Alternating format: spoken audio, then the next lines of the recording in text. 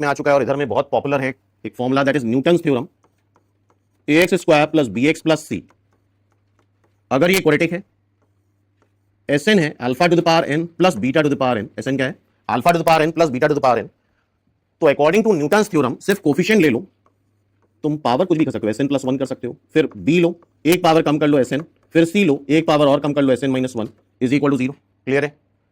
ये Newton's theorem है। Alpha beta इसके रूट्स हैं इस क्वाड्रेटिक के, इसके कोफिशिएंट देखो 1 माइनस 1 माइनस 1, a क्या आ रहा है 1, b क्या आ रहा है माइनस 1, c क्या आ रहा है माइनस 1, an है alpha two the power n plus beta two the power n।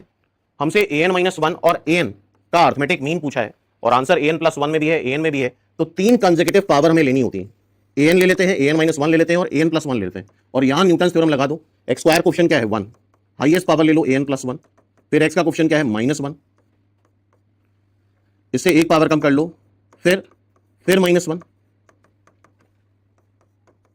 तो an प्लस 1 आ गया an प्लस an माइनस 1, और इन दोनों का हमसे अर्थमेटिक मीन पूछा है। क्या पूछा है इन दोनों का अर्थमेटिक मीन, तो डिवाइड बाई 2 कर दो दोनों साइड, तो क्या simply an plus 1 divide by 2, क्या ये इन दोनों का अर्थमेटिक मीन आ गया?